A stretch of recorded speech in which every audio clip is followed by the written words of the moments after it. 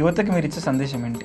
నేను చెప్పేది ఏంటంటేనండి, అన్నామలై లాంటి వాళ్ళు ఐపీఎస్ ఆఫీసర్స్, ఎంతోమంది ఐఏఎస్ ఆఫీసర్స్, తమిళరసి గారు ఇంతకుముందు ఇక్కడ గవర్నర్గా చేశారు, ఆవిడ కూడా షీఈ్ ఎ డాక్టర్. సో ఎంతోమంది ప్రొఫెషనల్స్ బీజేపీ పార్టీలో జాయిన్ అవుతున్నారు.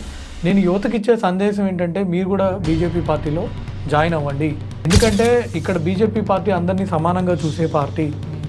హిందూయిజం గురించి ఎంతో కొంత మాట్లాడే పార్టీ బీజేపీ పార్టీ. అంటే హిందూయిజం గురించి మాట్లాడుతుంది కదా అని చెప్పడం కాదు, నేషన్ ఫస్ట్ పాలిటిక్స్.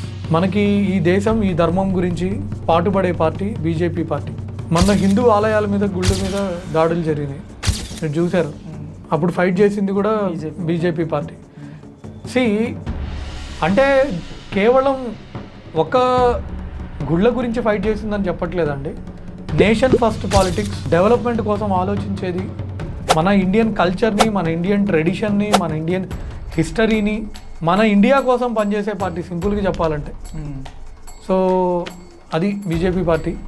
సో నేను ప్రతి యువతకి, ప్రతి యువకుడికి నేను చెప్పేది ఏంటంటే, మీ వర్క్ మీరు చేస్తూనే, మీరు యాక్టర్ అవ్వచ్చు, డాక్టర్ అవ్వచ్చు, లాయర్ అవ్వచ్చు, వాటెవర్, మీరు పార్టీలో జాయిన్ అవ్వండి, పార్టీకి సేవ చేయండి.